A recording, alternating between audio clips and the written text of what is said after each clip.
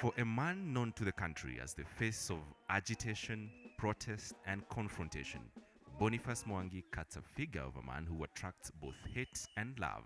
Hate to the supporters of the regime, who in his numerous activities frustrates, and affection to those who feel he represents their interests.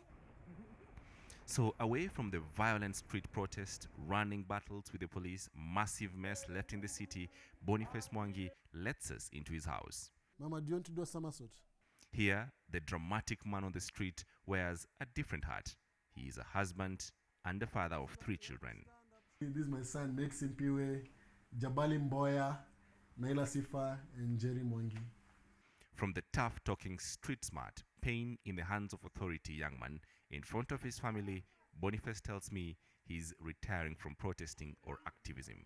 He says he fears for his life. There's a time he thought that we were willing to die for this country. Looking at it, this country is too selfish to die for it. As in, people are very self-centered. It's all about them. So why should I die? Why shouldn't I just be a father to my kids? For more than 5 years, Boniface Mwangi has organized and led elaborate street protests, ranging from initiating a shouting match in national events that often ended rather badly for him, all the way to carrying coffins to Parliament and brazenly starting a bonfire in the middle of a city street, sliding even farther into dumping style right in front of Parliament. To what end? What has he achieved, I asked. For this country, I want to change my tactics in a way that I'm going to live to see the fruits of what you're fighting for, and that my kids can grow up with a father. So I said I'm not going again to the streets. And now Kememe is saying that I'm being paid to topple the government, which is a very serious allegation, because that's treasonable. And so I'm staying away from this. Stop it! Our interview is often interrupted by his children. They must be happy to have their father around, but it is Njeri, Boniface's wife, that puts into context what this young family has had to give up to accommodate his activities. They could silence him, and I don't know what silence in this case means. For him, I don't know what that silence would be. And whatever it could be, it can't be good. If he can't speak out because he's a person who speaks out, then what then does he become? It's like crippling somebody, stuffing something in his mouth so that he can't talk.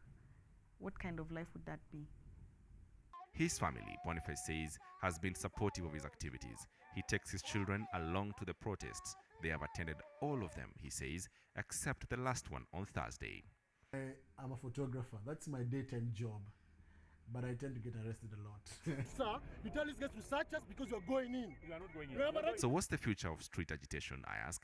Is he concerned? From the past, they normally malign you before they kill you. So it's better for me to live when I'm still alive. Meanwhile, he now plans to focus on his God-given talent, photography, which is actually where it all started. Boniface was a photographer with a Standard Media Group before his experience in covering the post-election violence thrust him into the limelight and ultimately into human rights activism. For now, this young family, as they open their doors to us, say they will be closing them and recollect their lives for what it remains.